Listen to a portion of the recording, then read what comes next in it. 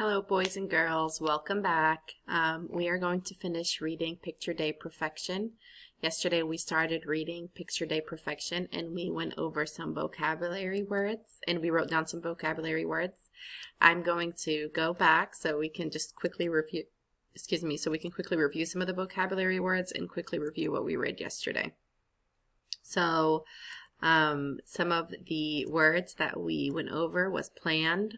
To plan something means to go ahead and talk about it or mark a day ahead of time, right? Perfect means to try to get it the best way it could be. Hamper is the basket that you put your dirty clothes in. Disaster is when something goes horribly wrong. Scowl is when the face that you make when you're frowning or angry. Mood is the way that you feel. Queasy means you're feeling sick or you have to throw up, your stomach is hurting. And fiddled means like you're playing with something, right? All right, so as we were reading the story yesterday, it was a story about a boy and how he was planning the day for Picture Day, and he wanted that day to be the perfect day ever, but when he woke up, it already started off to be a bad day because he had bedhead. He had a bad hair day. His hair was not cooperating with him. And then he couldn't find the shirt that he wanted, and he had to dig in the dirty clothes he had to dig in the hamper, like within all the dirty clothes. It was all the way on the bottom, and it was really wrinkly and stinky. And he's in there digging in the hamper, and he made a huge mess in his room, right? Because you were like throwing clothes out, looking frantically. Oh no, I'm going to be late. Hurry, hurry, hurry. Finds the gross dirty shirt, wears it because it's his favorite. And then they have a first day tradition at home for breakfast, and that is having pancakes and a smiley face, right? And then he has a disaster with he has an accident with the syrup, and it becomes a disaster because it gets everywhere, including his face and his hair and his shirt. We can only imagine or draw the mental image in our head how his shirt looks filthy now, right? We can also imagine how bad he felt. And then on his ride to the bus, he was going to be late for the bus. He got on the bus, and then he's already had a horrible day. He already feels rushed, and he got in trouble on the bus, and then he had to sit behind the bus driver, which just made his day even worse. Then he got to school, and here he's still feeling really bad. He has a frown on his face, and he has syrup still dripping off of his hair. His shirt is still gross, and he is just having a horrible day. And then, to make matters worse, his mom chose the gray background color for his pictures, and that way his shirt blends into the back, and that his shirt that he likes so much doesn't even show. All that shows is the gross, dirty stains in his shirt. Ew. And then he gets in trouble again in class because they're trying to practice how they will smile and stand up nicely during their pictures, and of course there he is being silly. And then we talked about how his shirt might have looked after art class. In art class they did a painting project, and look at the paint flying around everywhere, how messy he really made a huge mess everywhere, and how that probably made his shirt look even worse. And then this is the page we read. This is the last page we read yesterday on how he was feeling queasy. That means he was feeling sick and his stomach hurt because he hates cheese, and he's waiting in line, and he's probably one of the last people to go, and all he hears is cheese, cheese, cheese, cheese, and he already feels super sick. And then the last complimentary comb, complimentary was a word that we went over yesterday, that means free, was given to the kid right in front of him. So then when it was his turn, he didn't have a comb to fix his hair, and he just felt awful. And to make matters even worse, he sits on a chair that feels really, he said, as cold as an iceberg and as hard as a rock. So it was not comfortable. Let's go ahead and continue to read. As I sat and waited, everything that had happened rushed through my mind. The monstrous messes, the muddles and the mix-ups. The whole day, from the moment I'd rolled out of bed, had gone perfectly. Oh, so did it go as bad as he planned? No, it went perfectly. I wonder why. Did he plan for all this to happen? Let's see. even better than planned. This year, I was finally going to have the perfect school picture. What? Perfect school picture? Did he want his picture to look messy and silly? All right, let's see. What is surprising about what happens here? Why are we surprised here? Because we didn't know that he wanted to look bad for the picture. We thought he was upset about what happened, but he was very happy with what had happened during the day. We all thought he was mad about it. Huh. Why does the boy's reaction tell you about him? Maybe that he does his things his own way. He is comfortable doing things differently. It doesn't bother him when he does things differently. Okay. Let's see. The word on the last page says perfectly. And then it says, he explains what perfectly is in his definition. What does he think perfectly is? Even better than planned. Why do you think the author ended it this way? Maybe because the author wants to draw attention to the word perfectly, right? He wrote perfectly like this because he wants people to look at, this big word in all capital letters and in bold. He wants to draw attention to it because he wants the reader to pause at the end of the page and build surprise that the boy was happy that all this had happened during the day. So we're surprised that he wanted this to happen. All right, let's keep going. And that's when I heard a click. In a flash, all my hard work, my perfectly tangled hair, my perfectly rumpled shirt, my perfectly sticky face, my perfectly composed scowl, that perfect boring background, those perfect paint splatters, that perfect sickly pallor. Okay. On this page, let's think and create a mental image. That means a picture in our head of how the boy might look now. On this page, I see that the word click is in big, dark letters at the top. You see it? And that's one click. And I can hear that sound in my head, right? It's the sound of a camera taking a picture. I can also use the boy's description of all his hard work, what he looks like as the camera goes off. His hair is probably really messy, his face is dirty and sticky, and he has a scowling look on his face. His shirt is dirty and wrinkled. That does not sound like the perfect school picture to me, does it? All right. Let's keep going. Wasted, useless, ruined, in a moment of weakness, by an unexpected smile. Mom says it's my best picture ever. Oh no, he unexpectedly smiled. He wasn't planning to smile, right? Because here it said his perfectly planned,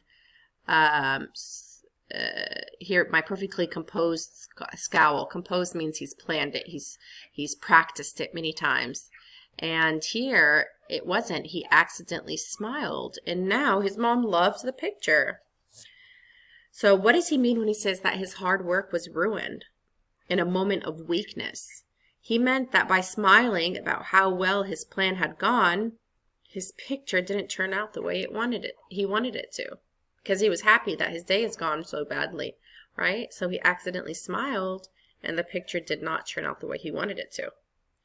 What does the mom say about the picture? Does she like it? She says it's the best picture he has ever taken. All right, does the boy agree? No, the boy did not want to smile in this picture. He did not want to look good. He wanted it to look bad.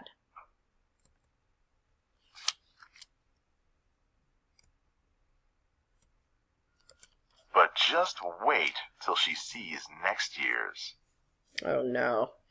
So now what do you think he's going to do next year? He's probably going to try to make his day even worse, right? All right. And how do we know that? Look at the calendar. He has marked picture day on his calendar with a silly face that is larger than any other the silly faces, right? And also, again, see the little lines? He's drawing more attention to this day than any other day on his calendar. All right, so let's talk about what you're going to do today now that we're done reading the story. on a piece of paper or on, I know here it says turn and talk, but we're going to talk about it together right now. But on a piece of paper, you're going to answer these 3 questions. Or what you can do is get on the HMH website and answer. I've assigned it, and you can answer it there. So let's talk about them so you can get a better idea. So we're talking about creating mental images. Creating mental images means drawing a picture in your head. So what does the boy want his school photo to look like? The boy wanted his school photo to look bad. He didn't want his picture to look good, right? And use details in the story to help you picture in your mind. And we know details in the story is that he wanted his face to look sticky with syrup. He wanted his shirt to look dirty. He wanted to have a scowl on his face. Excuse me. He wanted his hair to look messy. Right? So those are all the details that we know that we wanted the boy wanted his picture to look bad. He didn't want his picture to look good. All right. There's the answer to that. If you want to write that down, you can. There you go. Just have to write it down. All right, but make sure you write it in a complete sentence. So you're going to say, so you're going to write number 1, and then you're going to say, the boy wanted to look bad in his school photo. And then you're going to write a period. I know that because in the story, it tells me that he wanted to wear his dirty shirt, right? Comma, he wanted to have messy hair. Comma, he wanted to get paint all over his shirt, right? And what other details is there? And then go ahead and add any other details if you can remember any, and if not, then just period. That's how you know, right? Those are details in the story. All right, let's look at number 2. What was the author's purpose for writing this story? Why do you think she called it Picture Day Perfection? So, author's purpose, that is, author's purpose, that is the pie, right? Hold on, let me find the poster for that. So that's the pie. That's the persuade, inform, or entertain. So where is it? There it is. So what is the author's purpose for writing this story, right? Why did the author write it? Did he write it to persuade us, or to inform us, or to entertain us? To me, this story was entertaining. It was fun. So to me, it would mean that the author's purpose was to entertain us. And how can you figure out the author's purpose? Look for clues, ask questions. All right. So I think the author's purpose, based on the clues and the funny pictures they showed us and the silly events that happened, I think that the author wrote the story to entertain us. So for number 2, you can write 2, and then you can say, you have to write a complete sentence.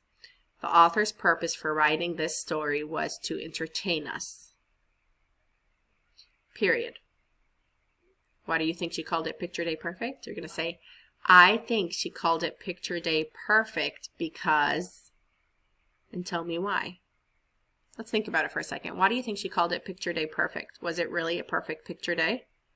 Not for us, but it was for him. So maybe we can write, I think she called it Picture Perfect Day. I think she called it Picture Day Perfection because the author wanted us to think that this picture day was going to be perfect. And was it perfect? It wasn't. All right. If you want to pause the video now to go ahead and write that down, you can. All right. Number 3. How is the boy different from characters you've read about recently? Explain whether you think he learns a lesson. So how is his character different than other stories that we've been reading? His character is different because he's kind of his own personality, right? He does things a lot differently. He wants to look bad in his picture. He wants to be messy. He has a different way of doing things. That's how he's different. So you can write, the boy is different from other characters I've read about because he likes to do things differently. Period.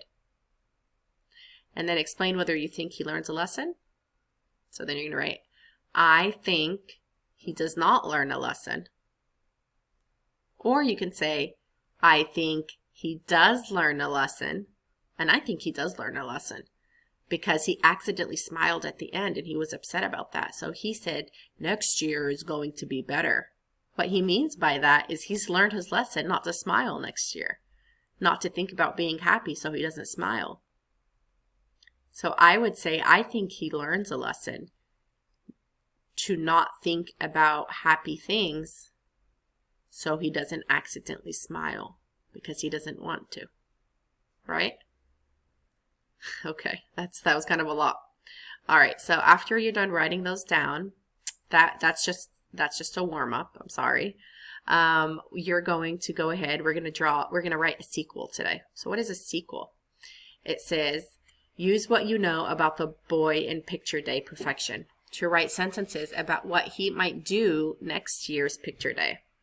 Look for details in the words and pictures to help you think of ideas. So I already gave you guys a lot of good ideas on how he's going to make next year better, right? How he's going to really not look good next year, right? To make things messier. So let's draw a picture of one thing the boy might try next year. So this year, what did he try? Let's talk about what he tried this year. This year, he tried to wear a dirty shirt. He tried not to smile, to look sad and mad. He tried to look all sticky and dirty, okay? What are some things? He tried to make his shirt look even worse by putting paint all over it. What do you think he could do next year to make the day even worse, to make himself even more messy? Okay, I want you to draw a picture of what you think he might do. You can do it on a piece of paper or you can do it on the HMH site. And then what you're going to do is you're going to write your sequel. Here it says type. If you want to do it on the HMH site, you're going to type it. If you want to do it on paper, you're going to write it.